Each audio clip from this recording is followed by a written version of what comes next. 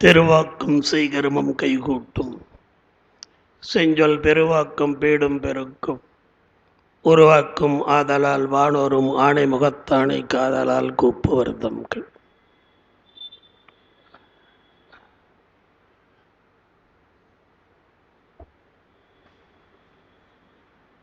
அறக்கட்டளுடைய நிறுவனர் அவர்களே, சான்றோர் பெருமக்களே, அத்தனை பேரையும் முதற்கண் வணங்கி மகிழ்கின்றேன். இன்றைய தொடக்கம் கபிலதேவ நாயனார் அருளிய சிவபெருமான் திரு அந்தாதி. அந்தாதி என்றால் உங்களுக்கு எல்லாம் தெரிஞ்சிருக்கும். உங்களுக்கு தெரியாத எதுவுமே கிடையாது.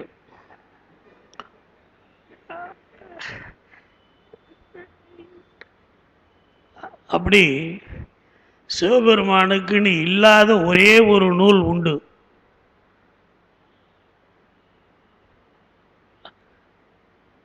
அந்த ஒரு நூல் யாரு இதுவரைக்கும் பாடல, சிவபெருமான் மீது அந்த நூல் கிடையாது. அது எந்த நூல் என்றால் பிள்ளைத்தமிழ் நூல். சிவபெருமான் பிள்ளைத்தமிழ் நூல் கிடையாது. எல்லாத்துக்கும் பிள்ளைத்தமிழ் உண்டு, ஆனால் சிவபெருமானுக்கு பிள்ளைத்தமிழ் கிடையாது. என்ன தோற்றமே கிடையாது. எப்போ தோன்றியது யாருக்கு தெரியும்? அதனால பிள்ளைத்தமிழ் நூல் அவருக்கு கிடையாது. திரு அந்தாதி.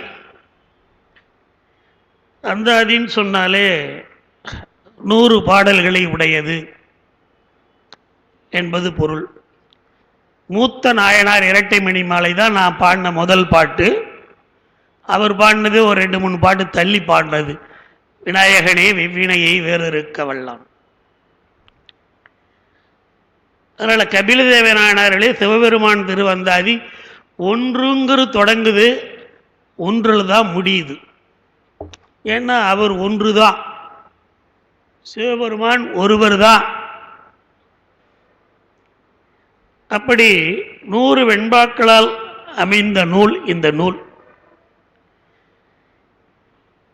இதில் பெரும்பாலும் கைக்கிளையாவே அது அமைந்திருக்கிறது. ஏன்னா அந்த கருத்தை நான் முதல்லயே சொல்லிட்டேன்னா பாடத்தில் வரும்பொழுது நீங்கள் எதிர்பார்ப்பது மட்டும். தலைவனாக இருக்கக்கூடியவன் இறைவன், உயிராக இருக்கக்கூடிய தலைவி. அதில் ஆண் பெண் வேறுபாடு கிடையாது. அப்படி இருக்கிற பொழுது அவற்றை அடைய வேண்டும் என்று உயிர் விரும்புகிறது. எல்லா உயிர்களுக்கும் அந்த பேரு கிடைக்குமா என்றால் கிடைப்பது அரிது. அதுதான் ஒருதலை காமம் என்று சொல்லுகின்றோம், கைக்கிளை என்று சொல்லுவார்கள். சிவபெருமானை உயிர் விரும்புவது போல தோன்றும். அந்த உயிரை தலைவியாக எடுத்துக்கொண்டு நாயகன் நாயகி பாவனை தான் சைவத்திற்கு உரியது. எடுத்துக்கொண்டு பேசப்படுவது இது. அப்படி இந்த உயிர் தலைவியாக இருக்கிற பொழுது அந்த தலைவனிடத்திலே எதிர்பார்ப்பது என்ன? அது சங்ககால தலைவன் தலைவி எப்படி எதிர்பார்க்கிறார்களோ அது போன்று அமைந்திருக்கக்கூடிய பங்கு. அது ஒருமருங்கு காமம், ஒருதலை காமமாக பெரும்பாலான பாடல்களிலே இடம்பெற்றிருக்கிறது. இது ஒரு செய்தி. அடுத்தது, இந்த பாட்டில் பெரும்பாலும் சொல் பின் வருநிலை அணிதான் அதிகமாக இருக்குது. அந்த அணியை நான் விலைக்கு சொல்லிட்டேன்னா அதுக்கப்புறம் உள்ள போயிடலாம். அணியில 2 உண்டு. சொல் பொருட்பின் வருநிலை அணி ஒன்று உண்டு, சொல் பின் வருநிலை அணின்னு ஒன்று உண்டு. இந்த சொற்பொருட்பின் வருநிலை அணி மிக எளிமையாக கண்டுபிடிச்சிடலாம். அதுக்கு உதாரணம் சொல்லணும்னா திருக்குறளில் நோய் நாடி, நோய் முதல் நாடி, அது தணிக்கும் வாய் நாடி, வாய்ப்பை செயல். இந்த நாடி நாடி என்கிற சொல் ஆராய்ந்து என்கிற பொருளிலே வரக்கூடியது. ஒரே சொல் 3 இடத்தில் ஒரே பொருளை தருகிறது. 3 இடத்திலும் ஒரே பொருளை தருவது. சொல்லுக சொல்லில் பயனுடைய, சொல்லற்க சொல்லில் பயனிலா சொல். அங்கேயும் அப்படித்தான் சொல் என்பது. இப்படி ஒன்ன சொல்லே மீண்டும் மீண்டும் வந்து ஒரே பொருளை தருமானால் அது சொற்பொருட்பின்வருநிலை அணி. இந்த சொல் பின்வருநிலை அணி பொருள் எடுத்தோம். அதிலிருந்து சொற்பொருட்பின் சொல் பின்,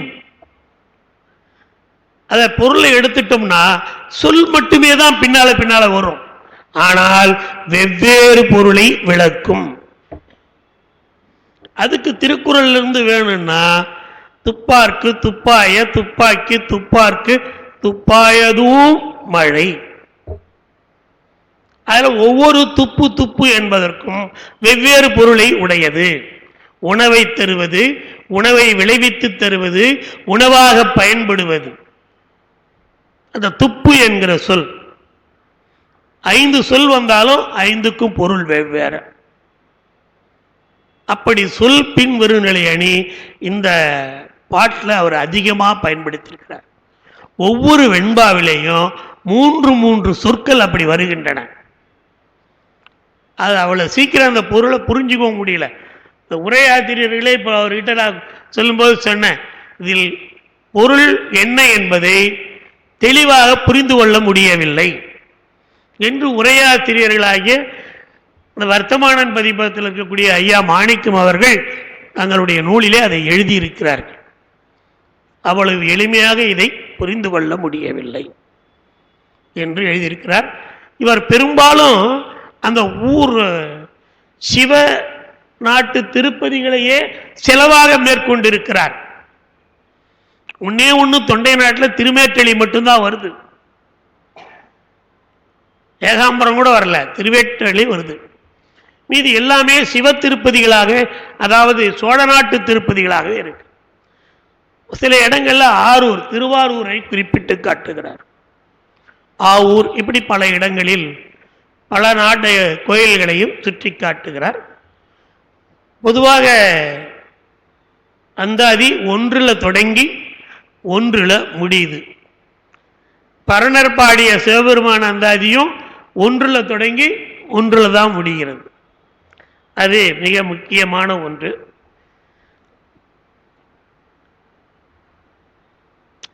திருச்சிற்றம்பலம். தென்னாடுடைய சிவனே போற்றி, எந்நாட்டவர்க்கும் இறைவா போற்றி. வாங்க, வணக்கம் ஐயா. ஏகம்பத்துரை எந்தாய் போற்றி, பாகம்பெண் உருவானாய் போற்றி என்று சொல்லுவது போல எல்லா உலகத்திற்கும் முதலாக இருக்கக்கூடியவன் பெருமான் தான். அப்படி இந்த பாட்டிலே அவரை வைத்து அந்த ஆதி பாடியிருக்கிறார்.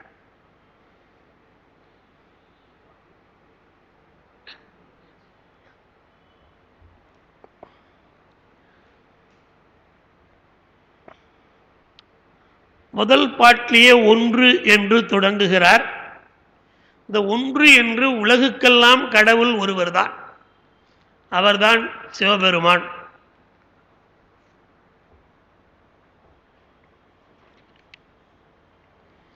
என்பதை காட்டுவது போல 1 என்கிற சொல்லை முதலாக அவர் படைக்கிறார். திருமந்திரத்தில் கூட 5 கரத்தனை ஆணை முகத்தனை அது யாரோ எழுதிய பாட்டுன்னு நம்முடைய ஐயா பாலராவன் ஐயா அவர்கள் சொல்லுவார்கள். அதுக்கு அடுத்து பார்த்தீங்கன்னா ஒன்றானவன் உருவில் இரண்டானவன், அதான் பாட்டு தொடங்குது. அதான் ஒன்றவன் தான் அல்லது ஒன்றானவன், எப்படியோ ஒண்ணு. ஆனா 1ங்கிற எண் அங்க தொடங்குது.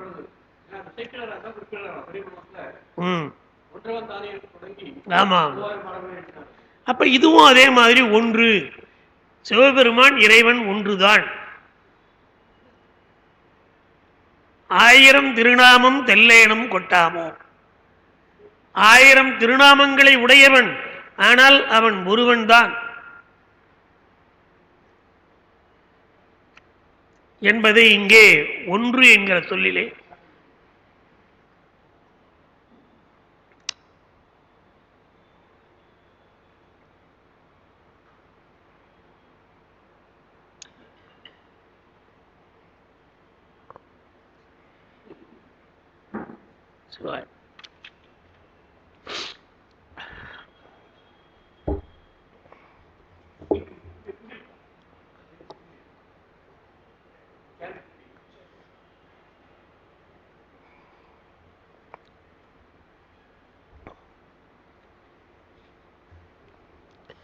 இறைவன் இருப்பதே உயிர்களுக்காகத்தான், இல்லைன்னா இறைவனே தேவையில்லை. அதை உருவாக்குகிறவனும் அவன்தான். 84,100,000 யோனி பேதம் என்று நாம் திருஞான சம்பந்த பெருமானே தன்னுடைய பாடல்களிலே குறிப்பிட்டு காட்டுகிறார். அத்தனை அதைத்தான் இங்கே பெருமான் 1 முதலாக 100 அளவும் ஆண்டுகள் வாழ்ந்து 80 முத்து விழா சதாபிஷேகம் என்றும் அதை குறிப்பிட்டு காட்டுகிறார்கள். 80 கடந்துட்டாலே அது சதாபிஷேகம் என்று சொல்லுகிறார்கள். 90 கடந்திருந்தாலும் கூட சதாபிஷேகம் தான். 80 வரைக்கும் முத்து விழா, அதன் பிறகு சதாபிஷேகம் என்று குறிப்பிட்டு காட்டும். மனிதனுடைய ஒரு உயிர் வாழ்கின்ற எல்லை 100 ஆண்டுகள் என்று குறிப்பிட்டிருக்கிறார். ஒரு மனிதன் 100 ஆண்டுகள் வரை வாழலாம். ஒரு நாள் தினமலரில் மோகன் அவர்கள், இந்த நீரிழிவு டாக்டர் மோகன், 100 ஆண்டு காலம் வாழலாம், எப்படி எப்படி இருந்தால் வாழலாம், அதற்கு சில குறிப்புகளை எல்லாம் தினமலரில் கொடுத்திருக்கிறார். அப்போ அவரும் ஒரு 100 ஆண்டு காலம், மருத்துவரும் 100 ஆண்டு காலம் ஒரு மனிதன் வாழலாம். கபில தேவரும் ஒரு மனிதனுடைய வாழ்நாள் 100 ஆண்டு காலம் என்பதை குறிப்பிட்டு நமக்கு காட்டுகிறார். அது 100 ஆண்டுன்னு இல்லை, அதுக்கு மேல வாழறவங்களும் இருக்காங்க, அது வரைக்கும் வாழாதவங்களும் இருக்காங்க. பெரும்பாலும் அதுதான் சிறுபான்மை. 100க்கு மேல வாழறவங்க ஒரு சில நேரம் செய்தித்தாளில் பார்த்தீங்கன்னா ஒரு பெரிய கூட்டமாகவே இருக்கும், ஒரு 50-60 பேர் இருப்பாங்க. 107 வயசுன்னா அவர் நிறைய குழந்தைகளை பெற்றெடுத்திருந்தால் அவரவர் மனைவி, அவரவர் பேரப்பிள்ளைகள், இப்படி என்று நிறைந்து காணுகின்ற காட்சி நம்ம செய்தித்தாளில் பார்க்கலாம், வேற எங்கேயும் பார்க்க முடியாது. ஒருவர் 80 வயசு ஆகியும் இருக்கிறவங்களாம் விட்டுட்டு போயிட்டாங்க, நான் வர்றவங்களை எல்லாம் பேரம்பேத்தியா நினைச்சுக்கிட்டு இருக்கிறேன் அப்படின்னு எழுதுறார். தினமலர் செய்தி நிருபர் ஒருவர் அதை எழுதுகிறார். யாரெல்லாம் எனக்கு அவங்க, இவரு போய் அவங்களுக்கெல்லாம் பணம் கொடுத்துட்டு வர்றார், அவர்களை பேரன் பேத்திகளாகவும்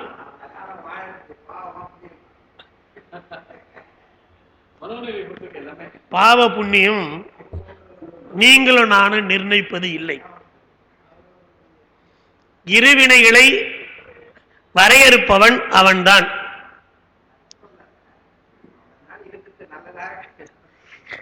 சார், அது நீங்க நல்லதுன்னு சொன்னாலும் நம்மளால இருக்க முடியாது, கெட்டதுன்னு சொன்னாலும் போக முடியாது. அதனால யார் யாருக்கு என்னென்ன ஒரு விதிப்பயன் இருக்கிறதோ, வினைப்பயன் இருக்கிறதோ, அதுதான் அவர்களை வாழ வைக்கும். எல்லாரையும் வாழ வைக்காது. எல்லாரையும் 100 ஆண்டு காலம் வாழ்ந்தா பூமி எங்க தாங்குமா? இப்போ கோவிட்-19 வந்துருக்குது சைனாவில், கொரோனாஸ். அது என்ன எப்படி அப்படிங்கிறதே தெரியல, பரவிக்கிட்டே இருக்குது. அதான் 3 பேருக்கு நான் பரவிக்கிட்டே இருக்குது. அப்போ 100 ஆண்டு காலம் எப்படி வாழறது? அந்த காலகட்டம். ஒரு காலத்தில் நம்ம ஊர்ல கூட காலரான்னு சொல்லுவாங்க, அதெல்லாம் வந்துகிட்டு இருந்தது. அம்மை வந்துகிட்டு இருந்தது, தட்டம்மை, பெரியம்மை, இவைகளெல்லாம் இப்ப இல்லை.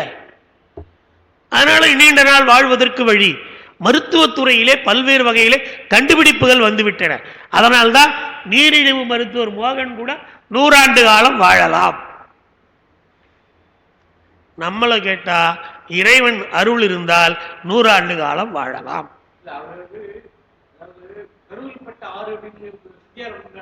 ஆமா, அது மாதிரி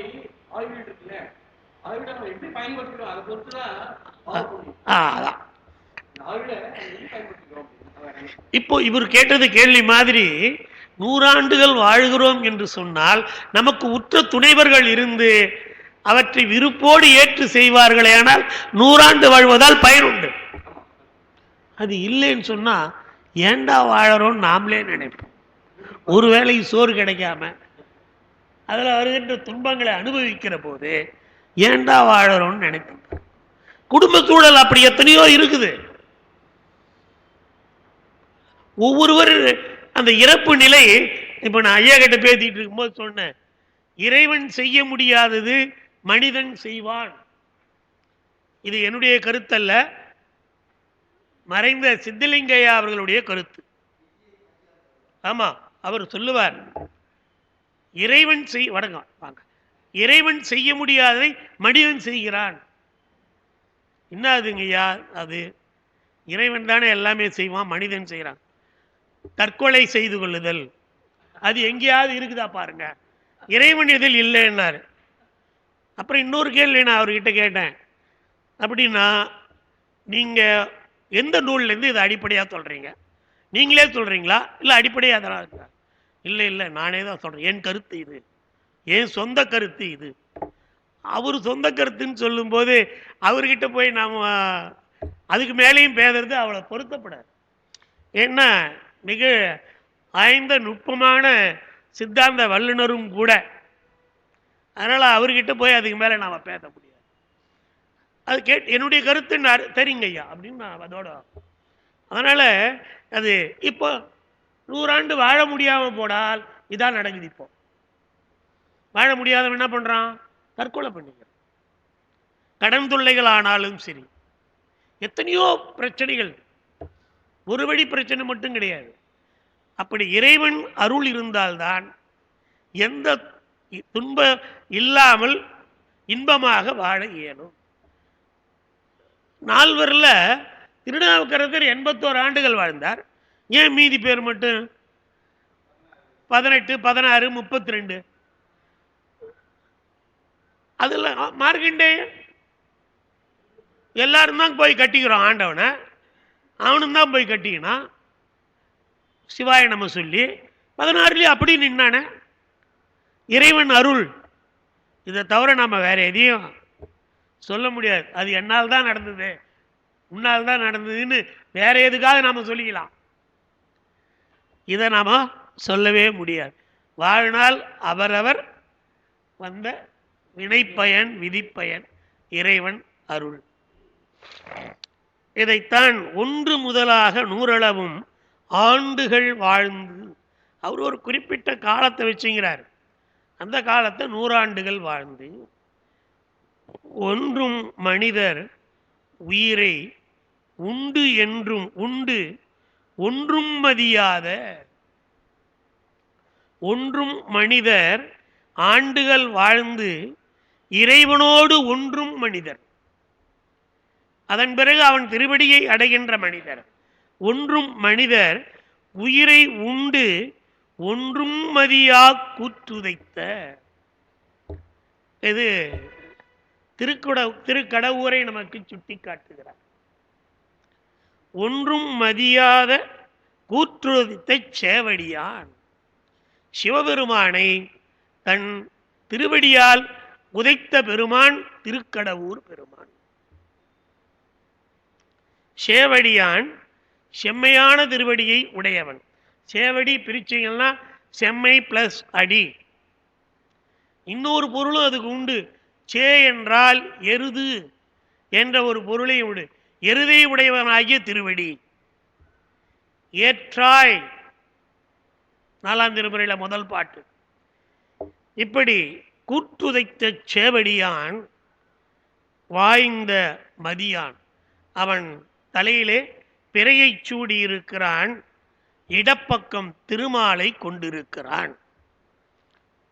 திருமால் உமாதேவியாக இருந்த காரணத்தினாலே அவளை இடப்பக்கத்திலே வைத்திருப்பதாக சொல்லுவது உண்டு. ஒன்று முதலாக 100 ஆண்டுகள் வாழ்ந்து ஒன்றும் மனிதர் உயிரை, அந்த உயிரை வாங்குறவன் யாரு? யமன்தான். உயிரை உண்டு ஒன்றும் மதியாத கூற்றுதைத்த. எப்போ மதிக்கல? சிவபெருமானை தழுவிக்கொண்ட மார்க்கண்டேயன் இருந்தபோது மரியாதை, மதியாத கூற்றுதைத்த சேவடியான். இன்னொன்று, அந்த கூற்று கால், இறைவனுக்கு கால் 2 தான். எந்த மேலே எத்தனை உருவங்கள் இருக்கலாம், 6 முகம் 12 கை எல்லாம் இருந்தாலும் கால் 2 தான். இப்போ உதைத்த கால் 2ன்னு சொன்னா எந்த கால் உதைச்சது? இடக்கால். ஐயா சொல்றாரு பாருங்க, அவர் தான் கிட்ட இருந்து பார்த்தாரு.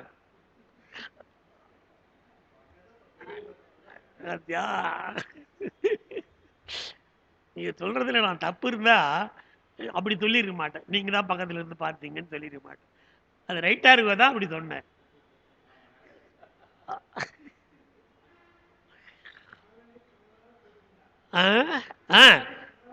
காலால் தான் சொன்னாங்களே தவிர இடக்காலால்னு சொல்லலாங்க.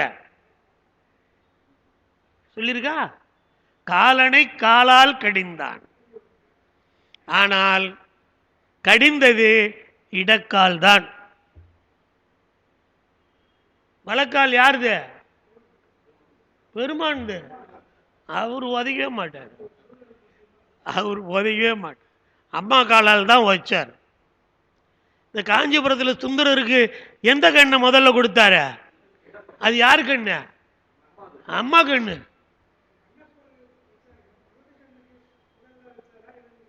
எது சார்? வலது கண், வலது கண். அதனாலதான் பெருமான் அரைக்கண் உடையான். வலக்கண் தான். வலக்கண் இந்த பக்கம் இருக்குது இல்லையா, வலக்கண் வைத்தவர் கண்ணப்பர். இப்போ இப்படி பாதி இப்படி பாதி கொடுத்தவன 3 கண்ணு. 3 கண்ணில் பாதி போச்சுன்னா அம்மாவுக்கு எத்தனை கண்ணு? 1.5 கண்ணு. மீதி 1.5 கண்ணு யாருது? பெருமானது. பெருமான்ல 1 கண்ணு யார் கொடுத்தது? கண்ணப்ப வேடன் கொடுத்தான். அப்ப மீதி இருக்கிறது 1/2 கண்ணு தான் அவனுக்கு.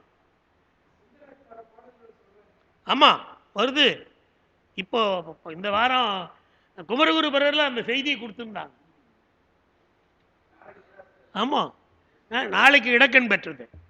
சுந்தரர் இங்கே இடக்கண் பெற்றது. அப்ப பெருமானுக்கு உரிய கண் ஒரே கண், அரை கண் தான். அவன் 1.5 கண்ணு கூட கிடையாது. அப்படி மதியாத குற்றுழைத்த சேவடியான், வாய்ந்த மதியான், சந்திரனை சூடியவன், இடப்பக்கம் மால், திருமாலை இடப்பக்கத்தில் கொண்டவன். அடுத்தது மாலை ஒருபால் மகிழ்ந்தானை. முதல்ல வர்ற மாலை ஒருபால் மகிழ்ந்தானை. வன்கொன்றை மாலை ஒருபால் முடியானை, மாலை ஒளியானை. எத்தனை வந்துருக்குது பாருங்க, மாலை 3 வந்துருக்குது. இந்த மாலைக்கு ஒவ்வொன்றுத்துக்கும் ஒவ்வொரு பொருள். அதனால்தான் இது சொற்புண் வருநிலை அணின்னு சொன்னேன்.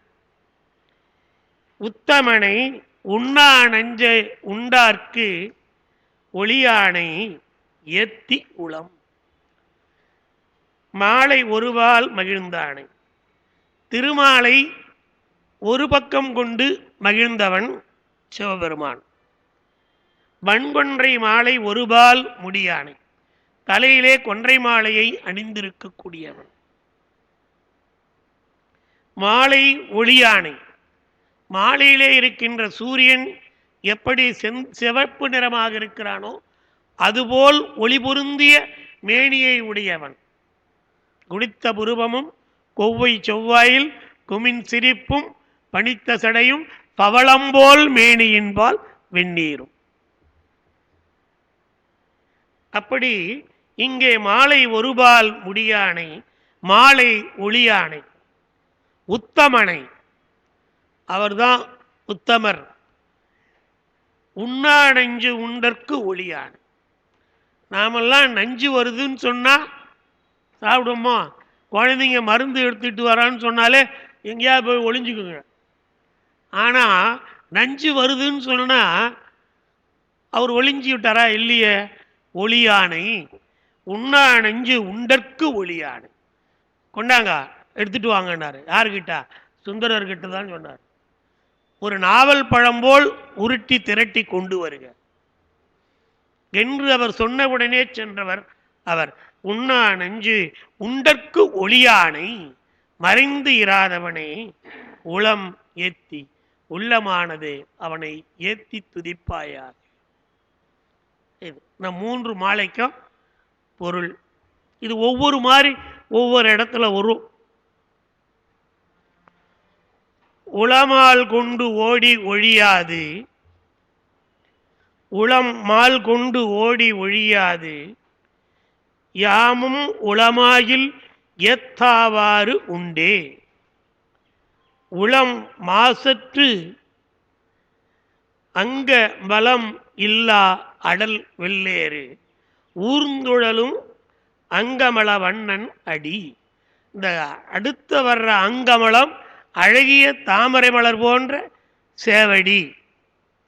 அதுக்கு மேலே வர்றது அங்கமளம். மலம் மும்மலம்.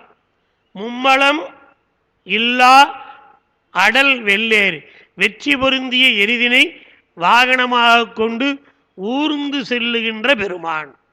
அவனுடைய திருவடியை வணங்கு.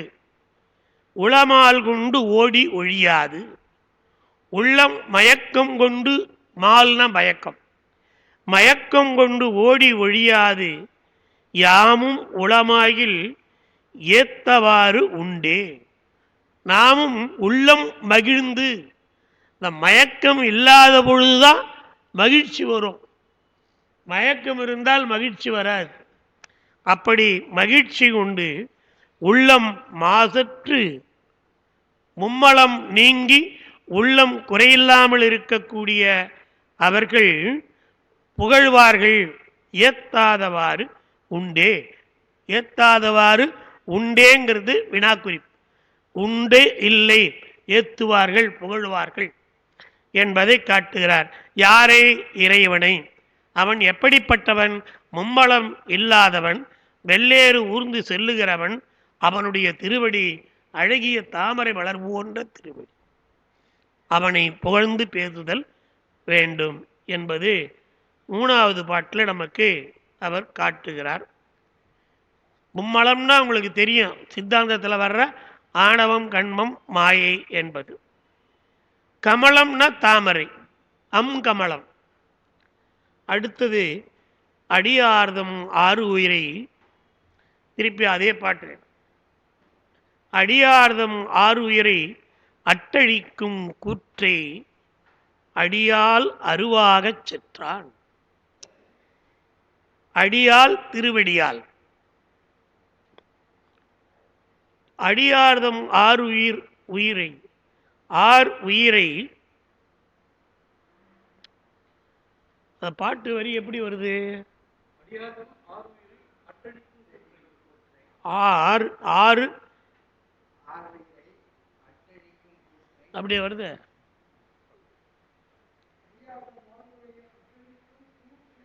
இதுல கரெக்டா இருக்கு. இதுல பாருங்க, ஒரு ஈ போட்டு வச்சுக்கிறான்.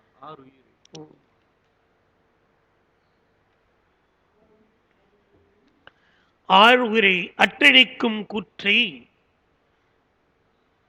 உயிரை மாய்க்கின்ற யமனை அடியால் அருவாகச் செற்றான். தன்னுடைய திருவடியாலே அவன் இல்லாத ஆகும்படி செய்தான். உருவம், அருவம், அருவுருவம். அருவுருவம் இருந்தும் இல்லாமல் இருக்கிறது. அருவம் என்பது இல்லாமலே போறது, உருவமே தெரியாது. அப்படி இல்லாமல் அவனை மாய்த்தான். அருவாகச் செற்றான், அழித்தான். அடியார்தம் அந்தரத்தால் ஏத்தி. அந்தரம் உள்ளம். அந்தரத்தால் ஏத்தி அகங்குழைந்து மெய்யரும்பி உள்ளம் விரும்பி அந்தரத்தார் சூடும் அலர். அவரை அந்தரத்தார் அழகிய தரமான மாலைகளாலே சூட்டி மகிழ்வார்கள். சூடும் அலர், சூட்டி அவரை வழிபடுவார்கள். பின்னாடி வர்ற அந்தரம் முதல்ல வர்றது உள்ளம், அடுத்து வர்றது அழகிய தரமான தார், அந்தரத்தார், சூடும் அலர், அவற்றை சுற்றி மகிழ்விக்கக்கூடிய பெருமான். வழிபடுதல் அழகிய தரமான மாலை.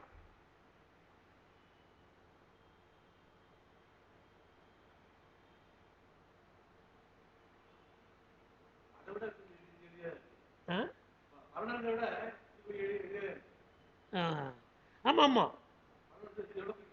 ஆமா ஆமா, அது கடமையா தான். அடுத்தது அலராளும் கொன்றை அணிகள் ஆரூர்க்கு அலராகி யானும் அணிவன். ஆரூர் பெருமான் கொன்றை மாலை அணிந்திருக்கிறான். அதை எனக்கு தந்தால் ஊரவர் அலர்தூட்ட மாட்டார்கள். ஊரவர் அலர்தூட்ட மாட்டார்கள். அது தராத காரணத்தினாலே ஊரவர் என்னை அலர்தூட்டுகிறார்கள். அலர் ஆளும் அலராளும் அலராளும் கொன்றை அணியல் ஆரூரர்க்கு அலராகி யானும் அணியல்.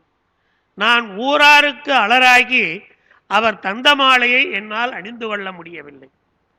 அணியல் அவற்றை நான் அணிந்து கொள்ளவில்லை. அலராகி ஓதந்தான் ஓட்டினேன் ஓதுவன் யான் ஓங்கொலி நீர் ஓதத்தான் நஞ்சுண்டான் நீர். அவன் எங்கே இருக்கிறான்? ஊர் ஓங்கொலி நீர். ஆரூரர் முதல்ல கொடுத்துட்டார நீர் சார், நீர்னு வருத. ஊருனாருங்க, எனக்கு நீர்னு இருக்கு, ஊருன்னு இருக்கா?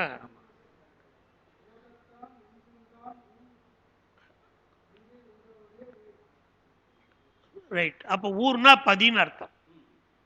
இங்க நீர்னு இருக்குது. அங்கே நஞ்சு உண்டான் நீர்னா அது இன்னொரு பொருள் என்னன்னா, ஓங்கொழி நீர் ஓதத்தான் நஞ்சுண்டான் நீர்.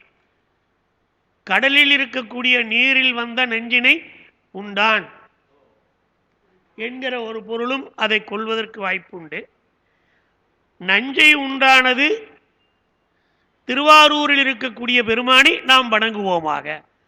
ஊர் என்ற சொல்லுக்கு ஊர் என்று பொருள் கொண்டான். ஆக பெருமான் கொன்றை மாலையை எனக்கு தந்திருந்தால் ஊரார் என்னை அலர்தூற்றி இருக்க மாட்டார்கள். அவர் தாராத காரணத்தினாலே நான் அலரானேன், அலராவதற்கு உடன்பட்டேன் என்று அங்கே இந்த அலர் என்பதற்கும் அலராளும் கொன்றை என்பதற்கும் வித்தியாசம் என்னன்னா, அலராளும் கொன்றை என்றால் மலர்ந்த கொன்றை மாலைன்னு அர்த்தம். அலராகி என்றால் பழிச்சொல்லுக்கு ஆளாகி, ஊரார் தூற்றுகின்ற அளவுக்கு பழிச்சொல்லுக்கு ஆளாகி. தலைவன் மாலை கிடைக்கவென்று என்று சொன்னால் தலைவி மயக்கமடைவாள். அதனால் உடல்நிலை மாறுபடும், கைவளை சோறும். இதையெல்லாம் காட்டி அவள் சொல்லுகிறாள். ஆறாவது பாட்டு. ஊரும் அது ஒற்றியூர், ஊரும் அது ஒற்றியூர், உண்களனும் வெண்தலையே, நான்முகன் தலை. ஊரும் விடை ஒன்று. ஒவ்வொரு ஊருக்கும் பாருங்க பொருள் வேறுபடுது. ஊரும் அது ஒற்றியூர், உண்கலனும் வெண்தலையே. ஊரும் விடை ஒன்று. அவன் ஊர்ந்து செல்லுவது எருது. உன் உடை தோலே, புலித்தோல் பாம்புத்தோல். ஊரும் படனாகும் மட்டார் பணமாலை. ஊர்ந்து செல்லுகின்ற பாம்பினுடைய தோலையையும் அவன் அணிந்திருக்கக்கூடியவன். ஈதோ படனாக மட்டார் பரிசு. யானை, இந்த படனாகம் யானை, யானையை வீழ்த்தியவன், யானையை வீழ்த்தி அதன் தோலை உரித்து போர்த்து கொண்டவன் என்பது பொருள்.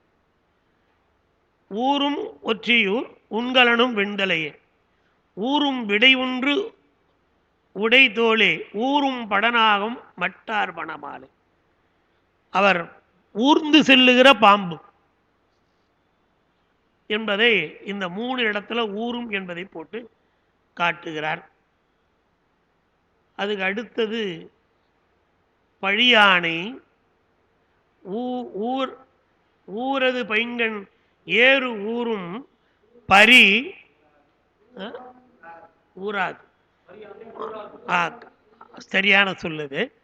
பரி யானை ஊராது. பரி என்றால் குதிரை, யானை என்றால் யானை. ஊராது அவற்றையெல்லாம் ஊராமல். இதில் திருவாசகத்தில் வரும், கடகரியும் பரிமாவும் தேரும் உகந்தேராதே இடபம் உகந்தேறியவாறு எனக்கரிய இயம்பேடி திருச்சாழர். அப்படி இங்கே ரெண்டையும் ஊராது. எதை ஊறுகிறான்? பசுமையான கண்களை உடைய எருதினை அவன் ஊர்ந்து செல்லுகிறான். பரியானை பாலிக்கலாகா பாவிக்கலாகா, அவன் விரும்புகின்ற அவற்றை பாரிக்காமல் பரியானை அவன் கட்டங்கம் ஏந்தியாக. கட்டங்கம் என்பது எலும்பு மாலை. எலும்பு மாலையை ஏந்தி கண்டு வாழ் நன்னெஞ்சே, அவனை நீ நன்னெஞ்சே கட்டங்கம் ஏந்தியாக கண்டு. ரெண்டாவது வர்ற கட்டங்கத்துக்கு மழு என்பது பொருள். கையிலே மழுவேந்தி இருக்கக்கூடியவன்.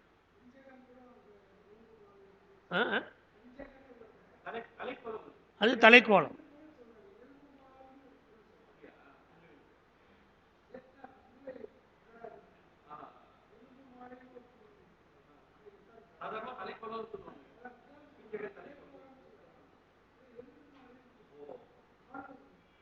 கட்டங்கம் ஏந்தியா கண்டுவாள் நன்னெஞ்சே, கட்டங்கம் ஏந்தியாக கண்டு. அப்படி மாலையை அணிந்திருக்கக்கூடிய பெருமான் இங்கே திருவாசக தொடரை அப்படியே பயன்படுத்துகிறார். பரி யானை ஊராது பைங்கண் ஏறு ஊரும். பரியானை வாழ்விக்கலாகா.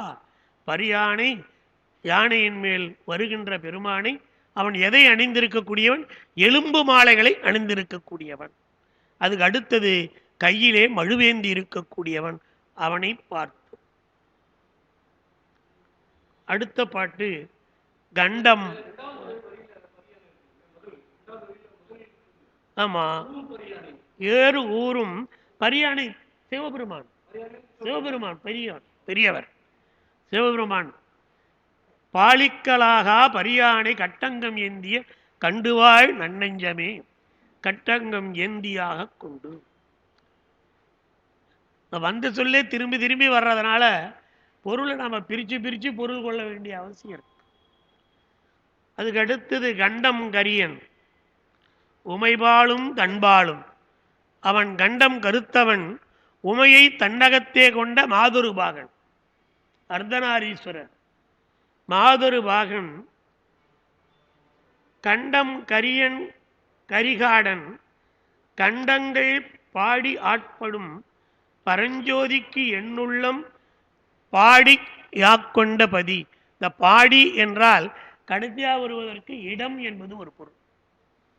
பாடி பாடியாக்கொண்ட பதி என்று பாடி இடம் என்பதை காட்டுகிறார்.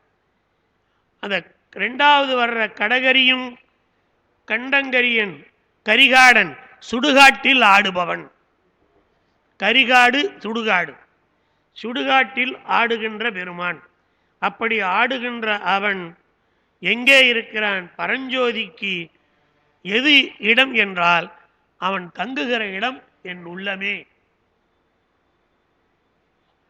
உள்ளம் பெருங்கோயில் ஊனுடம்பு ஆலயம் என்று சொல்லுவது போல இங்கே அவர் சொல்லுகிறார். இப்படி எட்டாவது பாட்டில் அந்த செய்தியை சொல்லுகிறார்.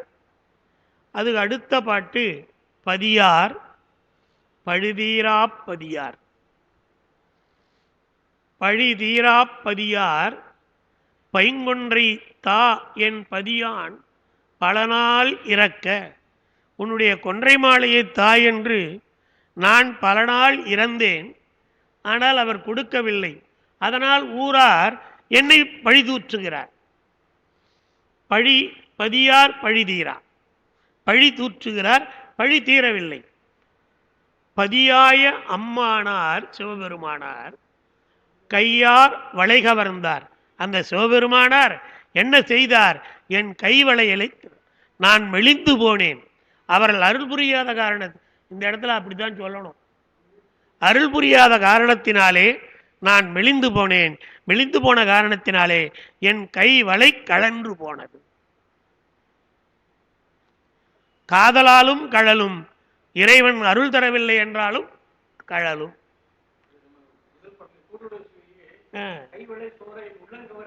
ஆமா, அவர் சொல்றார் அந்த இடத்துல.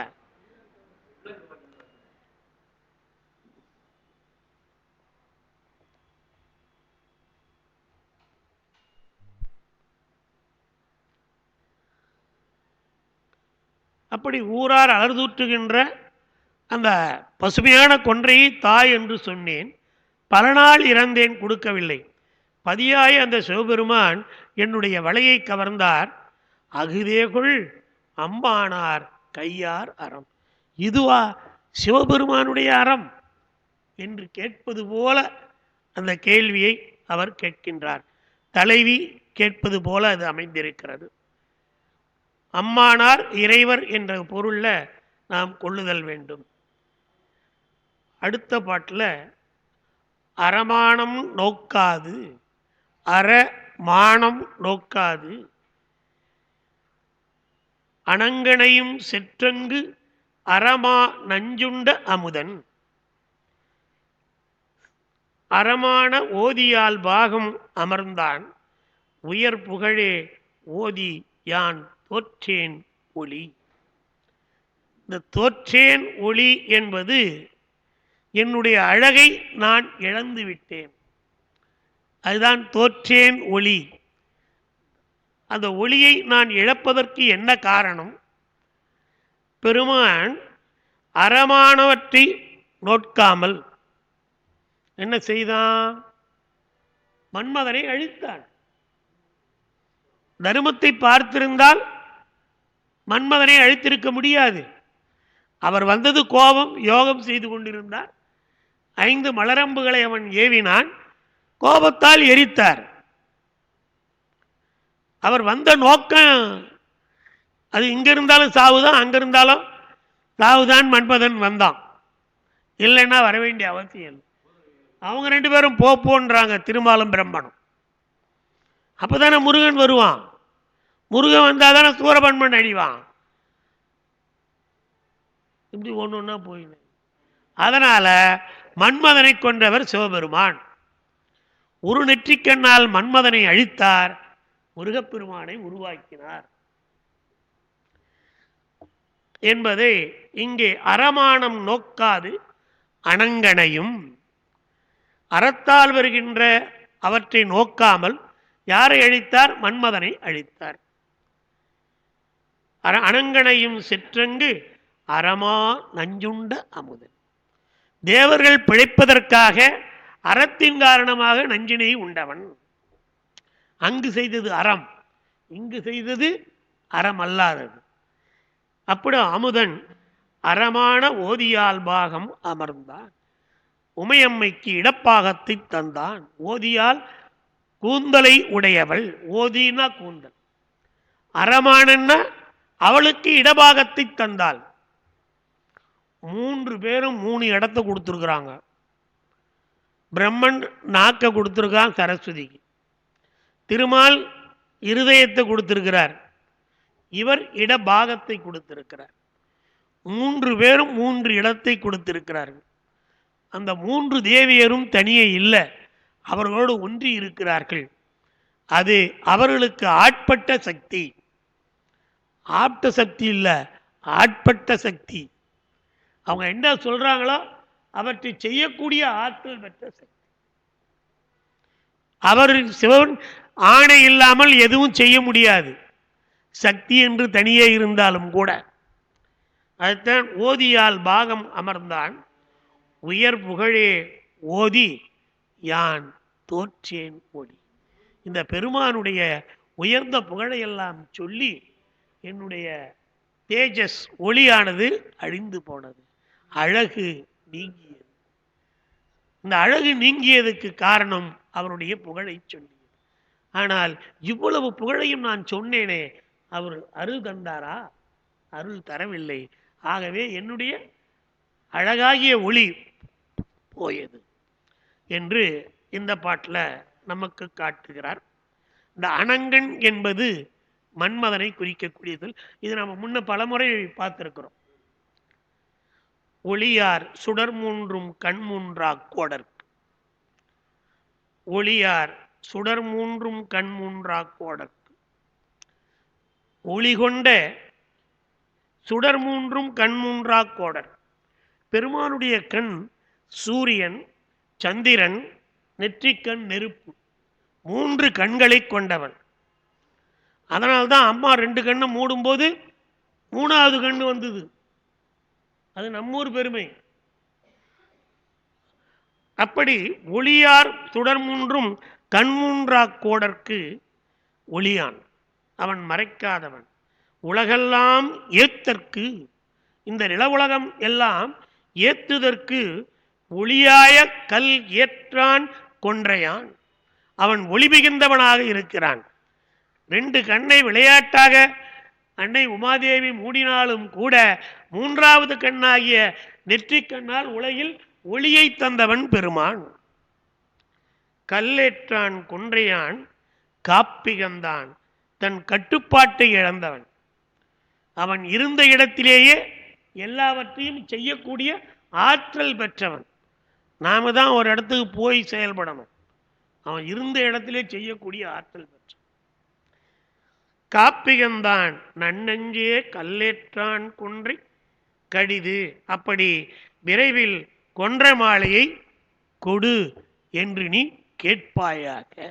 அந்த மாலையை வாங்கி நீ அணிந்து கொண்டால் உனக்கு இறைவனுடைய அருள் கிடைக்கும் என்பதை இந்த பாட்டில்.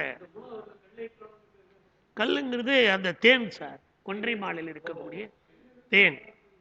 நன்னெஞ்சே கல்லேற்றான் கொன்றை கடிது. கல் தேன், கல்லுனா தேன் தான். அந்த இடத்துல கொன்றை மாலையில் இருக்கு தேன்.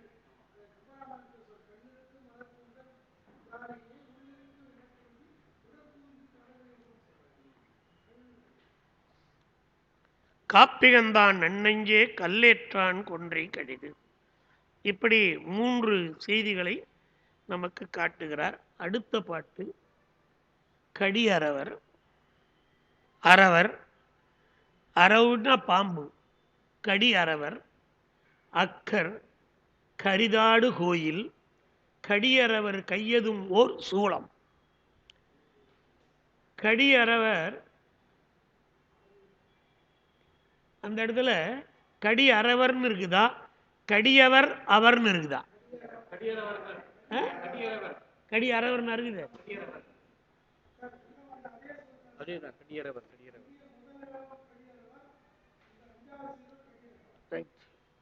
இங்கே 2 இடத்துல பொருள் சொல்லும் பொழுது இங்க கொண்டு வந்து சொல்லும் போது இந்த பாருங்க, கடிக்கும் இயல்புடைய பாம்பை கொண்டவர் அப்படின்னு வந்தா கடி அரவரும் தான் வரணும். இங்க கடி அரவரும் தான் வருது, இங்கேயும் கடி அரவரும் தான் வருது. ஆனால் பொருள் வந்து இங்க வேற மாதிரி கடியவர் அவர். இங்க பாருங்க, இந்த இடத்துல பாருங்க, பிரிச்சு கொடுக்கும்போது என்ன பொருள் தராங்க பாருங்க. கடியவர் அவர், இப்படி அந்த இடத்த சொல்ற போதே. ஆனா கடியர்னு சொன்னாலே அவர் கடுமையானவர் தான் அர்த்தம். கடிக்கும் பாம்பினை உடையவர் ஒரு பொருள், அவர் கடுமையானவர் ஒரு பொருள், 2 பொருள். கடி அரவர் கடிக்கும் பாம்பை அணிந்தவர், எலும்பை சூடியவர். சில இடத்துல அக்கர்னு சொன்னா உருத்திராக்க மாலையை சூடியவர்னு எழுதுறாங்க. இதுல என்ன பொருள் எழுதியிருக்காரு பாருங்க, உருத்திராட்சம் தானே போட்டிருக்க. தர்மயாதன பதிப்புல எலும்புன்னு போட்டிருக்காரு. அக்கர்னா எலும்பு என்றும் சொல்றாங்க. கரிதாடு கோயில் கடியரவர் கையதுமோர் சூளம். கரிதாடு சுடுகாடு, அந்த கோயிலாக கொண்டவர், அவர் கையிலே சூளத்தை உடையவர். கடியவர் அவர் ஆணையற்றார்க்கு ஆட்பட்ட நெஞ்சமே. எருதை ஊர்தியாக உடையவருக்கு ஆட்பட்ட நெஞ்சமே அஞ்சல் நீ. ஆணையற்றார்க்கு ஆட்பட்டேம் யாம், நீ அஞ்சற்காய். ஏ மனமே அஞ்சாதே. நாம் எருதினை வாகனமாக உடைய சிவபெருமானுக்கு ஆட்பட்டோம். ஆதலால் நாம் என்ன அஞ்ச வேண்டியது இல்லை, அஞ்ச வேண்டியது இல்லை. ஆணேற்றார்க்கு ஆட்பட்டேம் யாம். ஆணேறு இடபம், ரிஷபம், எருது, எப்படி வேணாலும் அதை வச்சுக்கலாம். அடுத்தது யாமான நோக்காது, யாமான நோக்காது அலர்கொன்றை தார்வேண்ட யாமானம் கொண்டங்கு அவர் தந்தார். அவர் தந்தார். யாமாவா, யாமாவா ஆவூரா ஊரும் அழகா அனலாடி ஆவூரார்க்கு எண்ணுரைக்கோம் யாம். யாம் மானம் நோக்காது. மானம் என்றால் இந்த இடத்துல பெருமை என்பது பொருள். பசி வந்திட பத்தும் பறந்து போம், அதில் மானம் என்று சொன்னால் பெருமை, அதை நோக்காமல். யாமானம் நோக்காது அலர்கொன்றை தார் வேண்ட யாமானம் கொண்டங்கு அவர் தந்தார். எனக்கு பெருமையாகும் என்று எண்ணி அவர் தந்தார். யாம் ஆவா ஆ ஊரா, அந்த பெருமைக்கு உரியவனே நீ யார்? ஆ ஊரா ஊரும் அழகா அனலாடி, அழகை உடையவனே, அனலை கையில் ஏந்தியவனே, ஆவூரார்க்கு எண்ணுரைக்கும் யாம். அவருக்கு நான் என்ன மறுமொழி சொல்லுவேன்? இவள் விரும்பியதை இறைவன் தந்ததால் அந்த பெருமானுக்கு நான் என்ன மறுமொழி சொல்லுவது என்பதை ஆவூரார்க்கு, ஆவூர் திருத்தலம், இறைவன் உரைகின்ற கோயில், ஆவூரார்க்கு எண்ணுரைக்கும் யாம். இது எல்லாமே சோழ நாட்டு பதிதான். அடுத்த பாட்டு யான் என்று அங்கு அண்ணாமலையான் அகம்புகுந்து.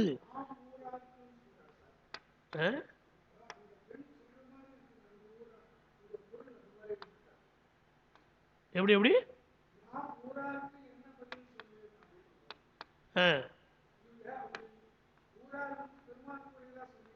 ஆமா, ஆவூரார் இருக்கின்ற ஊர், இறைவன் இருக்கின்ற ஆவூராருக்கு எண்ணுரைக்கும் யாம். இப்படிப்பட்ட அருளை பொழிந்த இறைவன் நான் என்ன சொல்லுவது என்று சொல்லுவது போல அது சொல் மறுமொழி. அதாவது இறைவன் அருள் பெற்ற பிறகு இந்த ஊராருக்கு நான் மறுமொழி என்ன சொல்லுவது என்று கேட்பது போல அது அமைந்திருக்கிறது. இது சில பொருள்கள் நுட்பமாக புரிஞ்சிக்கினாதான் புரிஞ்சிக்க முடியும்.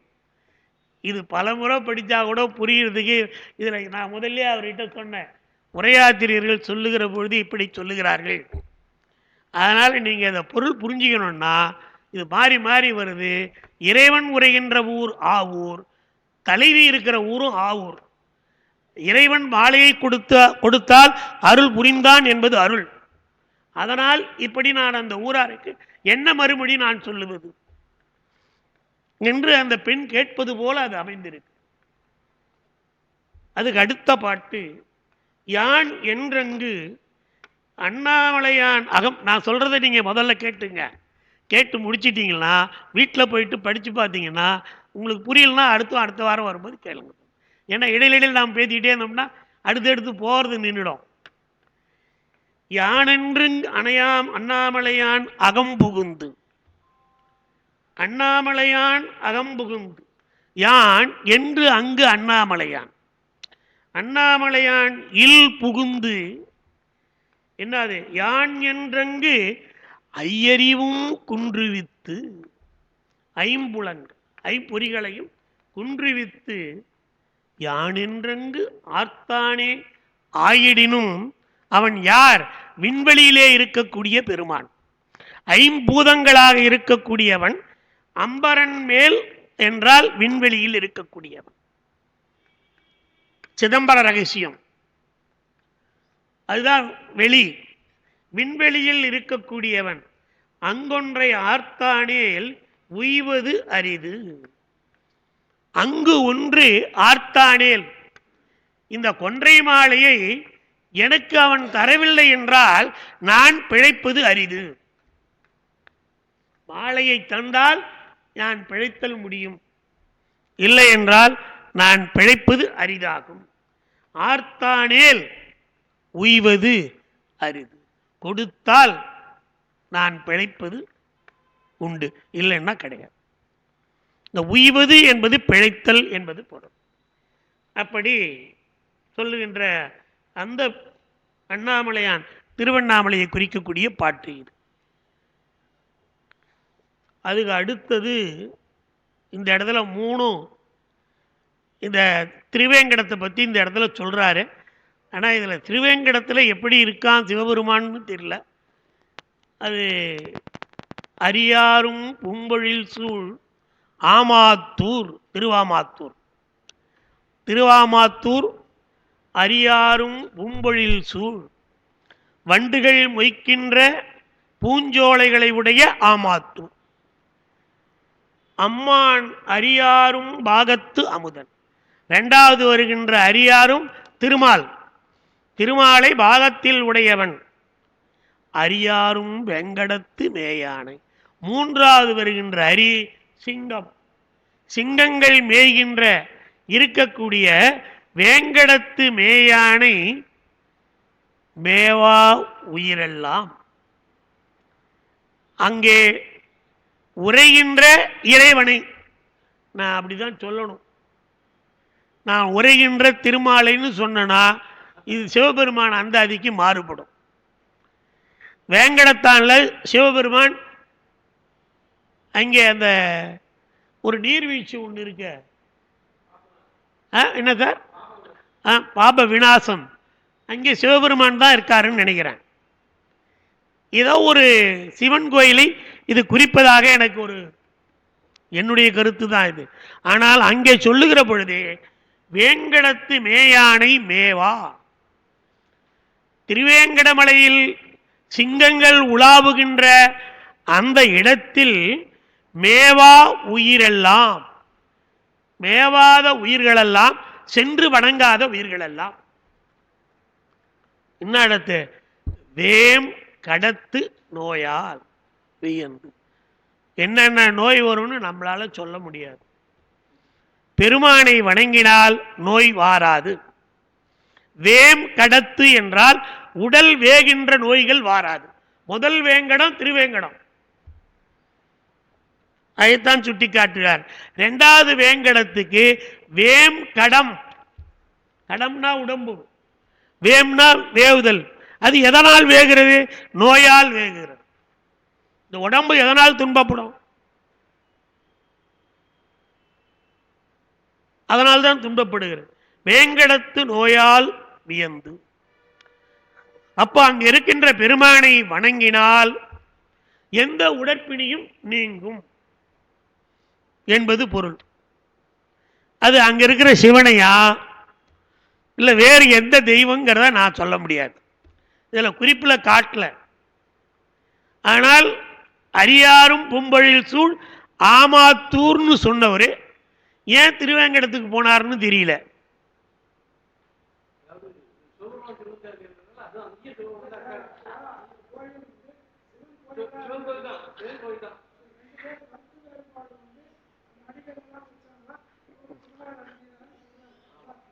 இதெல்லாம் நாம தான் சொல்லிக்கலாம், நாட்டுக்கு ஏற்காது.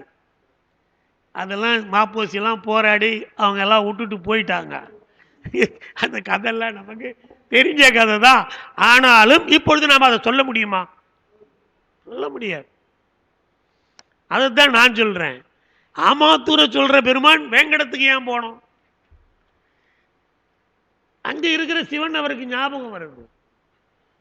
எல்லா உலகமும் ஆனாய் நீயே, ஏகம்பம் மேவி இருந்தாய் நீயே. ஏன் எல்லா உலகத்திலும் இருந்தவர்னு சொல்லிவிட்டு ஏகாம்பரத்தி ஏன் சொல்லணும்? இதுவும் மண்ணு அதுவும் மண்ணு, திருவையாரும் மண்ணு. அதனால்தான் ஆரூர் அமர்ந்த அறதே போற்றி, சீரார் திருவையாரா போற்றி. திருவாரூரும் மண்ணு, திருவையாரும் மண்ணு. இது எனக்கு இப்போ ஒரு 10-15 நாளைக்கு முன்னதான் தெரியும். ஆமா, புற்றிடம் கொண்டார். இது வரலாறுல வர்றதை நான் சொல்றேன் இப்போ. அப்போ வேங்கடத்து மேயானை மேவா, வேங்கடத்துள் இருக்கக்கூடிய இறைவனை நான் பொதுவா இறைவன் சொல்லிட்டேன். வணங்காதவர்கள் நோயால் உடல் அழிவார்கள், வணங்குவர்கள் நோயால் அழிய மாட்டார்கள். வேங்கடத்து வேம் கடத்து என்பதை நோயால் வியந்து, இந்த நோய் என்பது துன்பம் என்கிற பொருள்ல நமக்கு அவர் காட்டுகிறார். மூக்குவாய் செவிகன் உடலாகி வந்து ஆக்கும் ஐவர்தம் ஆப்பை அவிழ்த்தருள் நோக்குவான் நம்மை நோய்வினை வாராமை. நோக்குவான் நம்மை நோய்வினை வாராமல் காக்கும் நாயகன் கட்சி ஏகம்படே. நோய்வினை வாராமல் காக்கும் நாயகன் கட்சி ஏகம்படே. எந்த நோய்? மூக்கு வாய் செவி கண் உடல் ஆய். ஆமா, அந்த மாதிரி அப்பர் பெருமான் பாடுகிறாருன்னு சொல்லும் போதே நமக்கு எல்லாருமே பாடுறாங்க. அருளாளர்கள் பாடுகின்ற செய்தி அதுதான். 5ஆம் திருமுறையில இந்த பாட்டு வருதுன்னு நினைக்கிறேன். நான் இப்ப சொன்ன பாட்டு மூக்குவாய் செவிகண் உடலாகி வந்து ஆக்கும் ஐவர்தம் ஆப்பை அவிழ்த்தரு நோக்குவான் நம்மை நோய் வினை வாராமை காக்கும் நாயகன் கட்சி ஏகம்படி, 5ஆம் திருமுறை. அப்படி வேங்கடத்து நோயால் வியந்து பொருந்தாத உயிர் யாவும் உடற்பிணியால் வேக்கும் என்று காட்டுகிறார். வியத்தாழி நன்னெஞ்சே, நன்னெஞ்சே வியத்து ஆழி, ஆழி புகழ்ந்து வியந்து புகழ்ந்து மெல்லியலார்க்கு ஆளாய் வியத்து ஆசை உள் மெலிய வேண்டா. நீ ஆசையினாலே உள் மெலியதல் கூடாது, உள் மெலிய வேண்டா. வியந்தாய கண்ணுதலான். யார் அது? வியந்தாய கண்ணுதலான். உன்னை விரும்புகிற அந்த கண்ணுதலான் எந்தை காபாலி. காபாலி கபாலத்தை கையில் ஏந்தியவன் காபாலி. எந்தை காபாலி கழலடி பூ கண்ணுதலாம் நம்பார் கடன். இந்த முதல் கண்ணுதலான் வியந்தாய் கண்ணுதலான், நெற்றிக்கண்ணை உடையவன். வியந்த கண் நுதலான், நுதலான் என்றால் நெற்றிக்கண்ணை உடையவன். அப்படிப்பட்டவன் என்ன செய்கிறான்?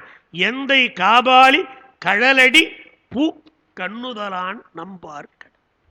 அவனுடைய திருவடியை நாம் பூக்கொண்டு துதிப்பதை எண்ணவில்லை என்று சொன்னால் அது நம் கடமை என்பதாகும். அவனை எண்ணுதல் எண்ணுதல் நினைத்தல், அதுதான் கண்ணுதல் என்கிற சொல்லிலே நமக்கு காட்டுகிறார். கண்ணுதல் நெருங்குதல் எண்ணுதல் என்பதன் பொருள். அதுக்கு அடுத்த பாட்டு கடல் நாகமா நாகுமா? நாகம். கடல் நாகம் ஊறாத காரணமும் கங்கை நீர்கடனாக நீ கவர்ந்தவாறும். கடல் நாகம் ஊர்ந்து செல்லாத காரணமும். இந்த கடல் நாகம் ஊறாத காரணம், இந்த நாகம் என்பது யானையை குறிக்கக்கூடியது. இந்த கடல் என்கிற சொல்லை அவர் பயன்படுத்துகிறார் என்றால், விரிந்து பறந்து இருக்கக்கூடிய யானையை ஊர்ந்து செல்லாமல், கடல் போன்று பரவி இருக்கக்கூடிய யானையை ஊர்ந்து செல்லாத என்ன காரணம்? அது மட்டுமல்ல, கங்கை கடனாக நீ கவர்ந்தவாறு, கங்கையை நீ கவர்ந்து வைத்திருப்பதும் என் காரணம். கடல்நாக பாரிடம்தான் மேவிப்பயிலும் பரஞ்சோதி. இந்த பூமியை நீ எப்படி, அந்த பூமியை பறந்து இருக்கக்கூடிய பரஞ்சோதியாக இருக்கக்கூடிய அந்த சிவபெருமானை பாரிடம் தான் மேயாய் பணி, அவனை நீ விரும்பி வணங்குவாயாக என்று இங்கே நமக்கு இந்த பாட்டில் காட்டுகிறார். இப்படி பெருமானி அதோடு மட்டுமல்லாமல் இந்த பாரிடம்தான் மேயாய் பணி என்று சொல்லுகிற பொழுது திருமால், அந்த பூமியை தோண்டி செல்லுகிறவன் திருமால், திருமாலை பாகத்தில் உடையவன் அந்த பெருமான். அப்படி பாகத்தில் மேவி இருக்கக்கூடிய பரஞ்சோதி என்று காட்டுகிறார்.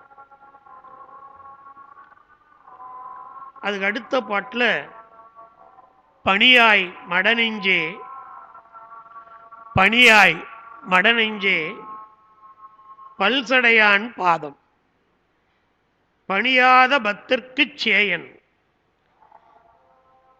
அறிவில்லாத நெஞ்சமே பல சடைகளை உடையவனாகிய திருவடிகளை நீ பணிவாயாக. பணியவில்லை என்று சொன்னால் அவன் நமக்கு எளிமையில் அருள் செய்யான். ஆனால் பணிவாய் மடநெஞ்சே, நெஞ்சே நீ அவனை பணிவாயாக. எப்படி? பல்சடை பாதம், யாரு? பணியாத பக்தர்க்கு சேயான். இந்த அண்ணாமலை என்பதற்கு அடியவர்கள் நெருங்க முடியாத மலை என்பது பொருள். அதுபோல இங்கே பாதம் பணியாத பக்தருக்கு சேயன், அவன் தொலைவில் உள்ளவன். பணியாய ஆகந்தான் செய்து மேல் நம்மை, அவனை நம் உடலால் வணங்குவோமேயானால், அவனை நம் உடலால் வணங்குவோமே ஆனால் நம்மை இந்திரனாக மாற்றும் செயல் அவனிடத்தில் உண்டு. அமரர்கோன் ஆகத்தான் செய்யும் அரண், அவன் இந்திரனாக மாற்றுகின்ற ஆற்றல் அந்த பெருமானுக்கு உண்டு. அதனால்தான் நாள்தோறும் காலை வழிபாடு செய்வோர் கவலை தீரும். திருக்கச்சூர் ஆலக்கோயில் பாட்டில் இந்த வரி வருது, காலை தொழுவார் கவலை தீரும். திருக்கச்சூர் ஆலக்கோயில் பதிகத்தில் இந்த பாட்டை பாடுறார். அதுபோல இங்கே இறைவனை வணங்கினால் நாம் இந்திரனாக மாறலாம். அது எப்படி சார் கேட்குறியா?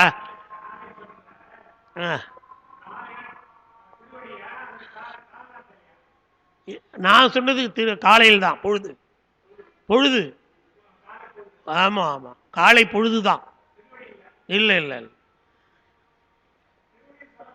சொல்லலாம், நீங்க சொல்லிக்கங்க. அத நான் வேணா நான் சொல்றேன், எனக்கு படிச்சு தெரிஞ்சுக்கின பொருள் அது.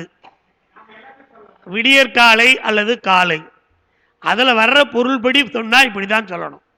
காலையும் தொழுவார் மாலையும் தொழுவார், கவலைகள் தீர்வார். அப்ப மாலைன்னு சொன்னா அது எந்த பொருள்ல வரும்?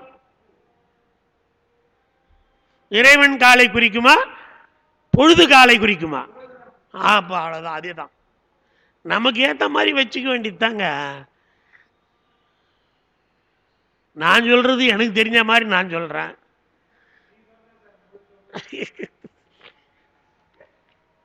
சும்மா விளையாட்டுக்கு சொல்றேன், கோச்சிக்காதீங்க.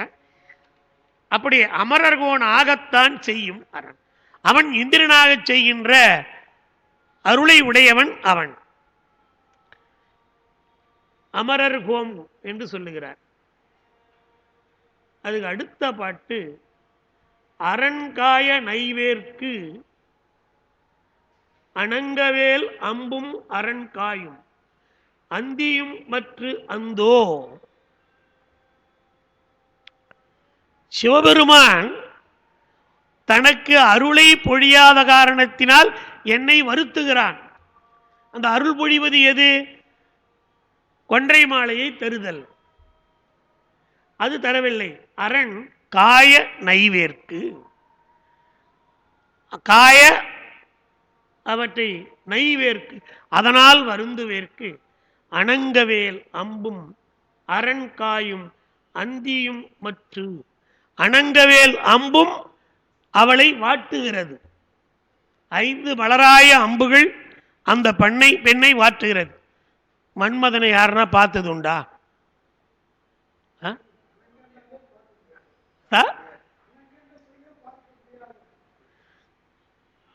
அது மட்டுமல்ல, மணமெனும் தோணி பற்றி ஒரு பாட்டு வரல?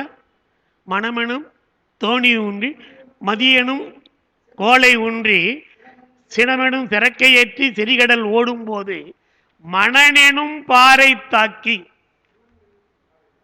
அந்த இடத்துல மணன் என்பது மன்மதனாகிய மாயை என்று பொருள் கூட்டுகிறார். சில இடங்கள்ல மதன்னு வருது. மணன் தான் சரி. மணன் மணன் மணனெனும் பாறை தாக்கி மறிகடில் அறியும் போது உனை உணும் உணர்வை நல்காய் ஒற்றியூர் உடைய கோவே. 4ஆம் திருமுறையில அப்பர் பெருமான் காட்டுகிறார். 2 பாட்டு திருவொற்றியூர் பாட்டு, அதுல இது 2வது பாட்டு. 4ஆம் திருமுறையில மணன்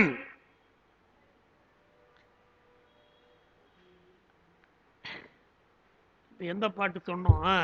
அணங்கவேல் அம்பும் அரண்காயும் அந்தியும்.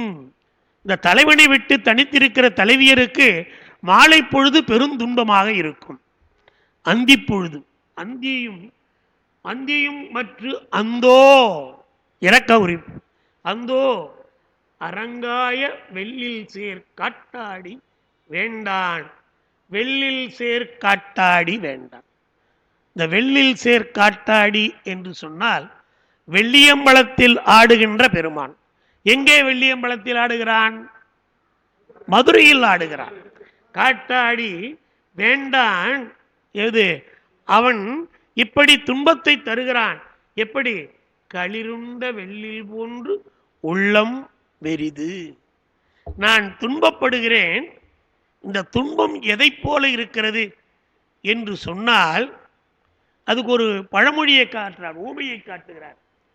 யானை உண்ட விலங்கணி போல. இந்த யானை உண்ட விலங்கணி போல என்பதற்கு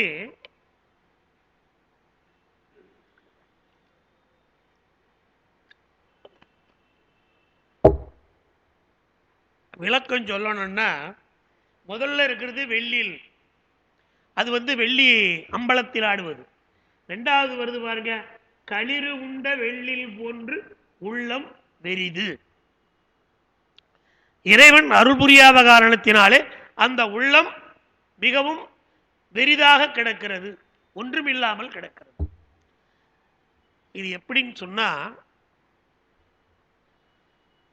இந்த விளக்கம் சொல்றது எப்படின்னா, நாம இந்த புத்தகத்தை படிக்கிற வரைக்கும் நாம் நினைந்து கொண்ட பொருள் இவரே எழுதியிருக்கிறார். அதை இப்படி நினைந்து கொண்டிருக்கிறார்கள். ஆனால் அது பொருள் அல்ல. அது எப்படின்னு சொன்னா, விளாங்கனி இருக்குது இல்லைங்களா, அந்த விளாங்கனியை யானை உண்ணுகிற பொழுது அப்படியே அது உன்றுவிடும். உண்டுட்டு வெளியே கொண்டு வந்து தள்ளுகிற பொழுது அந்த விளாங்கனி போன்றே இருக்கும். உள்ள உடைச்சு பார்த்தீங்கன்னா ஒண்ணு இருக்காது. இதுக்குதான் பேரு யானை உண்ட விலங்கனி போல. இறைவா, உன்னுடைய அருள் இல்லாத காரணத்தினாலே என் உள்ளம் வெறிதானது. அந்த அம்மா சொல்றது கைக்கிளைப்படி. இப்போ யானை உண்ட விலங்கனி என்பது இதுக்கு பொருள் அது அல்ல. யானை விலாங்கனியை உண்ணவே இல்லை, அது வெளியே கொண்டாந்தும் போடல. ஆனால் சில விலாங்கனிகள் உள்ளவே ஒண்ணு இல்லாம இருக்கும். அந்த விலாங்கனியை என்னன்னு சொல்லுவாங்கன்னா, யானை உண்ட விலங்கனி. அது உள்ள ஒண்ணுமே இல்லாத இருக்கும். அந்த விலாங்கனியை எடுத்து உடைச்சி பார்த்தா ஒண்ணு இருக்காது. அந்த விலங்கனியை எதன் மேல பழி போடுவாங்க? யானையின் மேல் பழியை போடுவார்கள். இது யானை உண்ட விலங்கனியை போல. ஆனா யானை உண்டு வெளியில் தள்ளுகிற பொழுது அந்த இதெல்லாம் அதுல கிடையாது. விலாங்கனி அது உள்ள இருக்கிற உள்ளீடு இல்லாமலே இருக்கின்ற கனிக்கு யானை உண்ட விலங்கனின்னு பேரு. ஆமா, யானைக்கு அதுக்கும் தொடர்பே இல்லை. யானைக்கும் அதுக்கும் தொடர்பே கிடையாது. ஆனாலும் அந்த விலங்கனி யானை உண்ட விலங்கனி.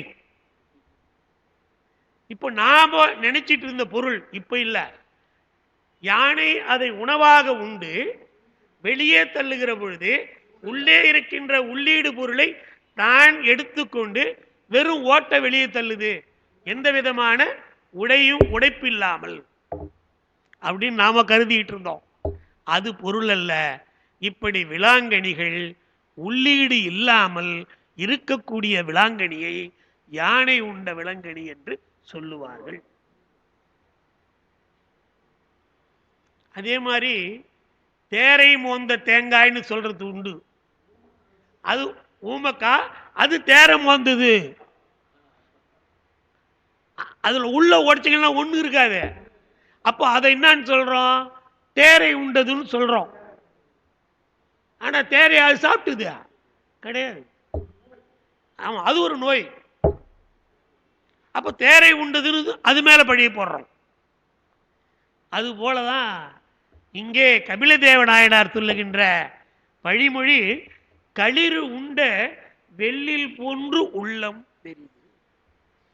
அப்படி என் உள்ளம் மிகவும் அறியாமையினால் இருந்து கொண்டு இருக்கிறது என்று இந்த இடத்துல மிக அற்புதமான ஒரு ஓமையை காட்டி ஒரு தெளிவு நமக்கு கொடுத்தார் கபிலதேவ நாயனார். வில்லில் தான் விளாங்கனின்னு பேர். அடுத்த இரண்டாவது வர்ற வில்லில்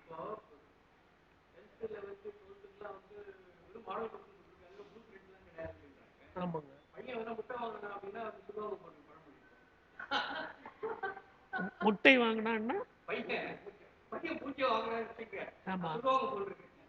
இருக்கலாம், அப்படி இருக்கலாம். ஒண்ணு இல்லைங்கிறதுக்கு. ஆனா முட்டையில எல்லாம் இருக்குது.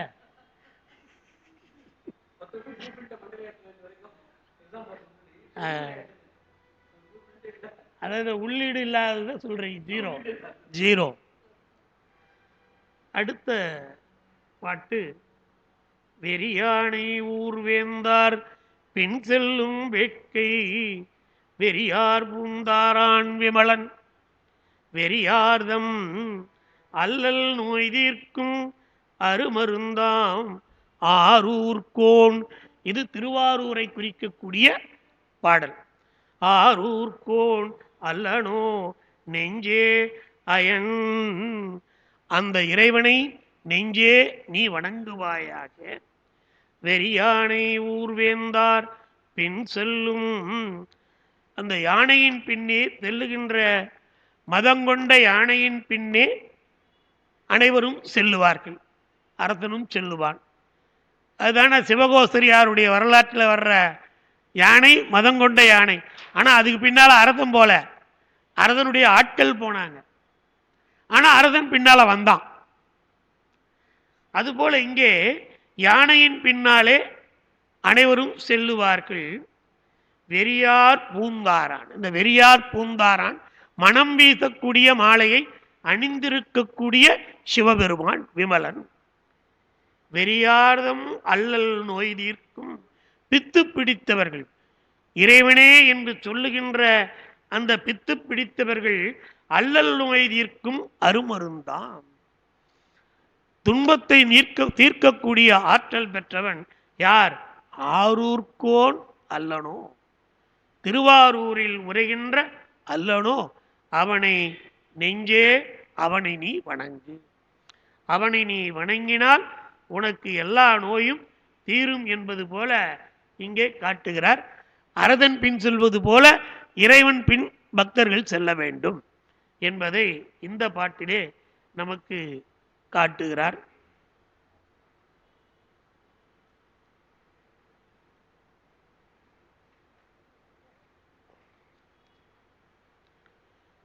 அதுக்கு அடுத்தது அயமால் ஊன் ஆடரவம் நான் அதலது ஆடை அயமாவது ஆன் ஏரூர் ஆரூர் ஆனேறு அயமாவது ஆனேறு ஊர் ஆரூர் அயமாய எண்ணக்கண் தாழ்தடையன் நீற்றன் எரியாடி என்ன கண்டாழும் இவன். இப்படி இறைவனை குறித்து காட்டுகிறார். இந்த பாட்டில் அயமால் ஊன், அயம் என்றால் இங்கே ஆ போட்டு எழுதியிருக்குது, ஐ போட்டு எழுதியிருக்கணும்.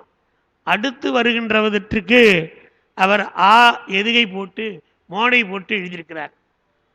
ஐ வந்தா அடுத்தது ஆ வருவதற்கு இல்லை.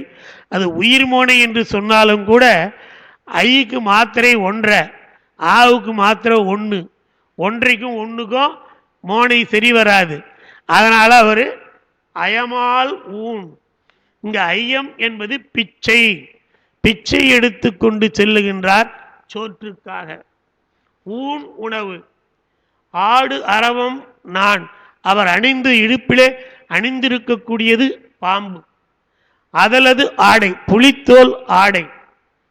அயமாவது ஆண் ஏறு. அயம் என்றால் குதிரை, அவருக்கு குதிரையாக பயன்படுவது எருது, அவருக்கு குதிரையாக பயன்படுவது ஆண் ஏறு. ஊர் ஆரூர், அவர் இருக்கிற ஊர் ஆரூர். அயமாய எண்ணக்கண், அப்படிப்பட்ட சிவபெருமான் விரும்பி இருக்கக்கூடியவன் திருவாரூர். தாழ் சடையன், நீண்ட சடையை உடையவன். நீற்றன், திருநீற்றை அணிந்திருக்கக்கூடியவன். எரியாடி, கையில் அனலேந்திருக்கக்கூடியவன். எண்ணக்கண் தாழும் இவன், அவனை நீ எப்பொழுதும் வணங்கி வாழ்வாயாக. அந்த விருப்பத்தை அவரிடத்தில் கொள், அவரை வணங்குவதிலே நீ விருப்பத்தை கொள்வாயாக என்று அங்கே காட்டுகிறார். இந்த பின்னாடி வர எண்ணக்கண் தாழும், அந்த நக்கன் என்றால் சிவன் என்பது பொருள்.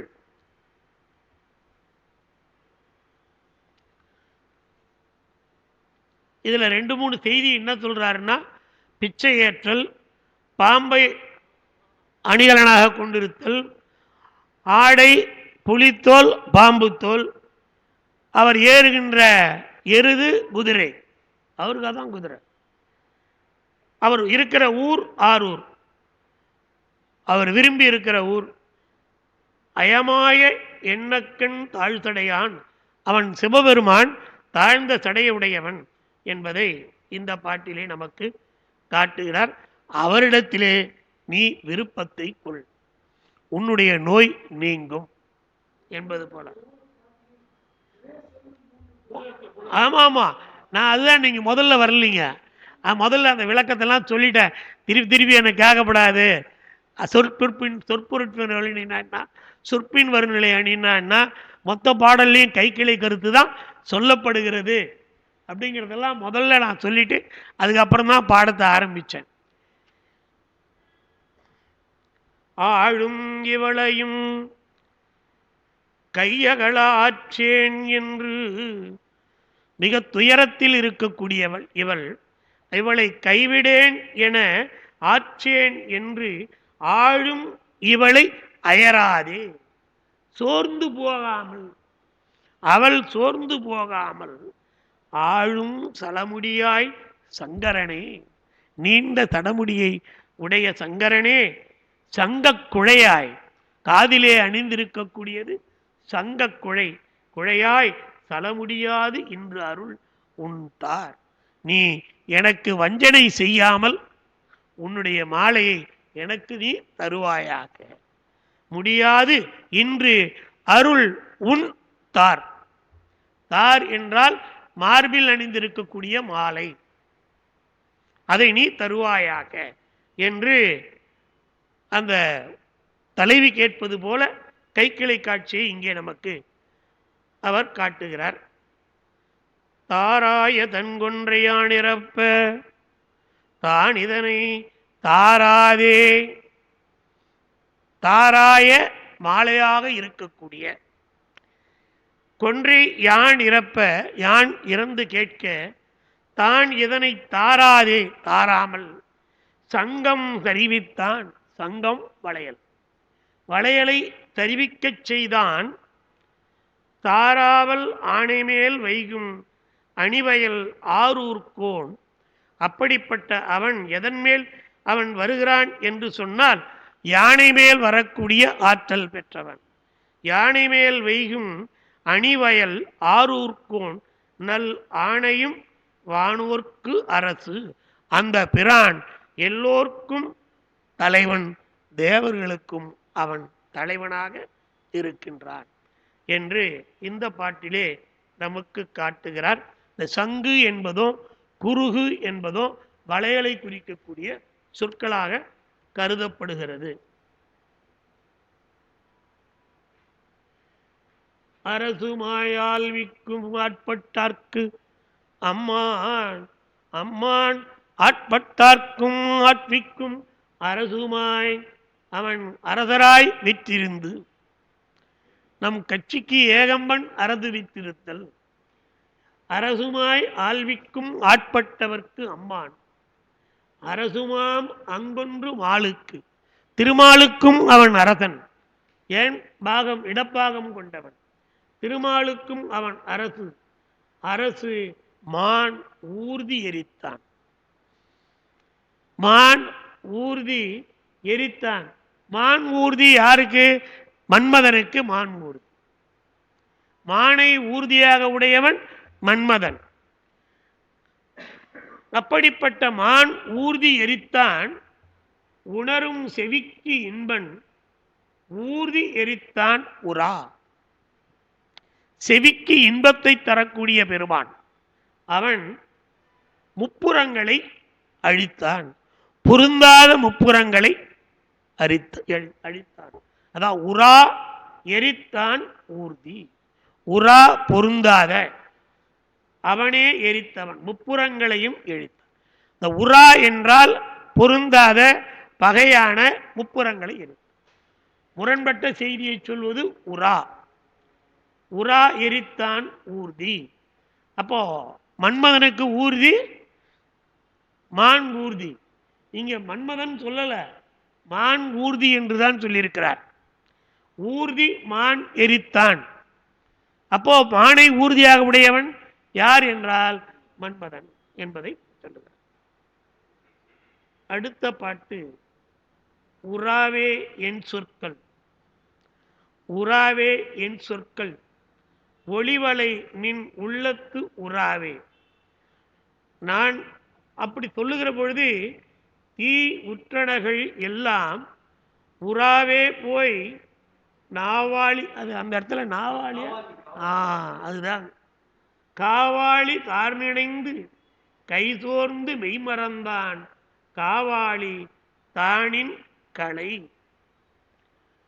இப்ப இந்த இடத்துல என்ன காட்டுறாருன்னு சொன்னா, அந்த ஆடை தருகிற பொழுது கலித்தொகையில ஒரு காட்சி வரும். தாய் உள்ளே இருப்பாள், மகளும் உடன் இருப்பாள். தலைவன் வருவான், தண்ணீர் தாகம் என்று கேட்பான். தாய் தண்ணீர் கொண்டு போய் கொடுத்து வா என்று சொல்லுவாள். சுடரிழை என்று தொடங்கக்கூடிய கலித்தொகை பாடல் அதான் சுடர். சுடரிழை அதான் தொடி என்றாலும் வளை, இழை என்றாலும் வளைய. சுடத்தொடி கேளாங்கிற பாட்டில் அவ தண்ணி கொண்டு போய் கொடுப்பா. கொடுக்குற போது அவன் என்ன பண்ணுவான், கையை பிடிச்சிடுவான். உடனே உள்ள ஒரு சத்தம் அம்மா என்று சொல்லுவார்.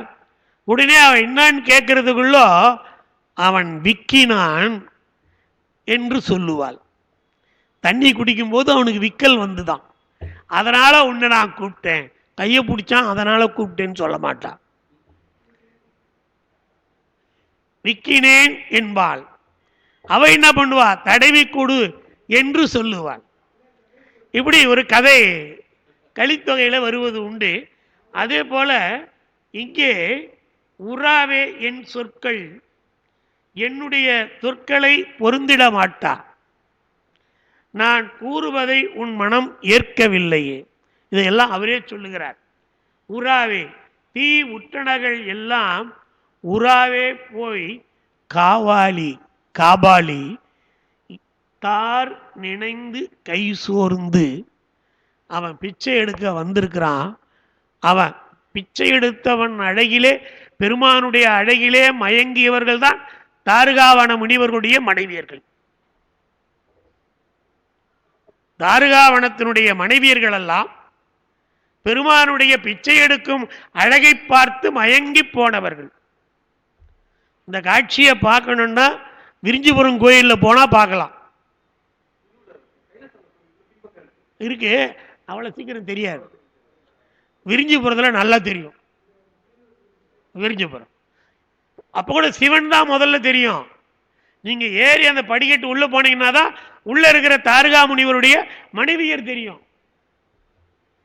இந்த ஆடை நெகிழ்ந்திருக்கக்கூடிய காட்சியும் அங்கதான் நீங்க பார்க்க முடியும். 2-3 பெண்கள் படம் உள்ள இருக்குது சுதை உருவத்தில். அதை இங்கே கை சோர்ந்து மெய்மறந்தான் காவாளி தானின் கலை, அவன் ஆடையை பிடித்து மெய்மறந்தான் என்று அவன் சொல்லுகிறான். காபாளி, காபாலத்தை கொண்டவன் கையில் இப்படிப்பட்ட செய்தியை ஆடை அவிழ கைசோரம் மெய்மறந்தனையோ என்று கேட்பது போல அந்த பாட்டு அமைத்து காட்டியிருக்கிறார். காவாளி தானிடைந்து கை சோர்ந்து மெய்மறந்தான். யாரு? காவாளி தானின் கலை, அவனுடைய ஆடை ஒதுங்கியதை கண்டு அவன் அப்படி நின்றான் என்று இங்கே நமக்கு காட்டுகிறார்கள். இந்த அடுத்த பாட்டும் அப்படிதான். இந்த காமின் என்கிற சொல் காப்பாற்றிக் கொள்ளுங்கள் என்கிற பொருளிலே அது தரப்படுகிறது. கலை காமின், ஏர் காமின், கைவளையல்கள் காமின், கலை தேர் நுதலில் நான் காமின், கலையாய பால் மதியன் பண்டரங்கன் பாரோம்பும் நான் மறையன் பால் மதியன் போந்தான் பலிக்கு.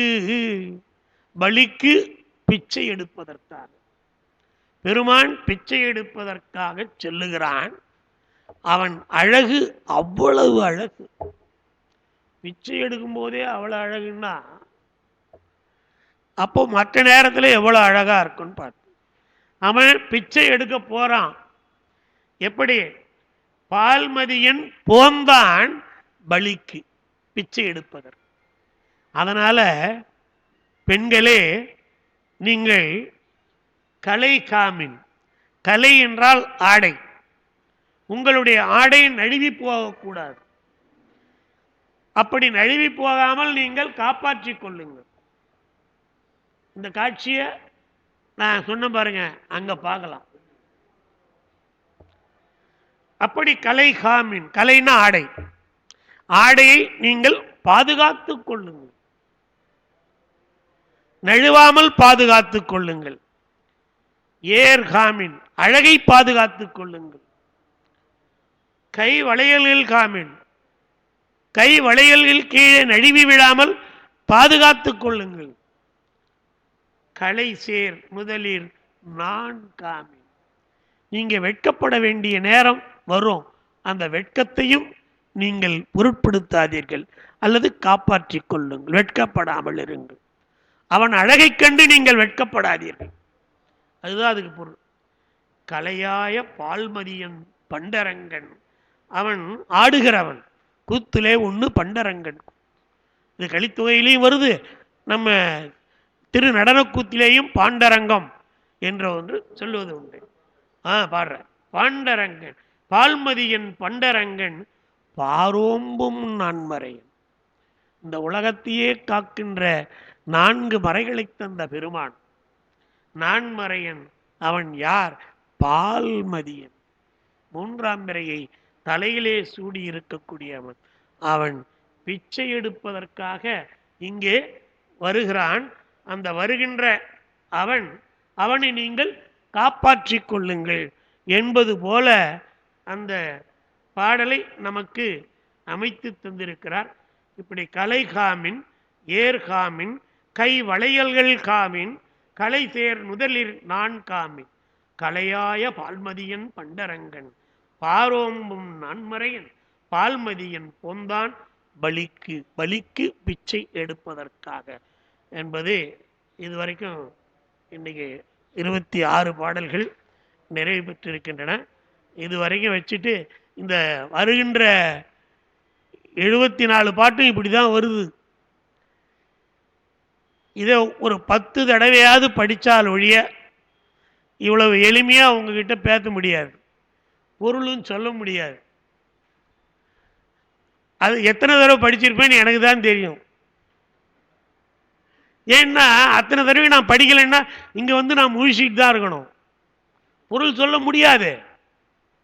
சும்மா அதுக்கு ஒரு தடவையும் படித்து படித்து பார்த்தா ஒரு புத்தகம் இல்லை 4 புத்தகம் பார்க்கும்போதா என்னென்ன தப்பு வருது அப்படிங்கிறதையும் நாம் தெரிஞ்சுக்கிறோம். அப்படி இத்தனையும் மீறி எனக்கு தப்பு வரும், தப்பு வராமல் இருக்காது. தப்பு செய்கிறது தான் மனித பண்பு. அதனால் அப்படி பெருமானுடைய பேரருளால் சிவபெருமானுடைய அந்த அடியை சிந்திப்பதற்கு நல்ல வாய்ப்பினை தந்த அறக்கட்டளையுடைய நிறுவனர் ஐயா அவர்களுக்கும், என் அளவுக்கு ஏற்று மகிழ்ந்த சான்றோர் பெருமக்களுக்கும்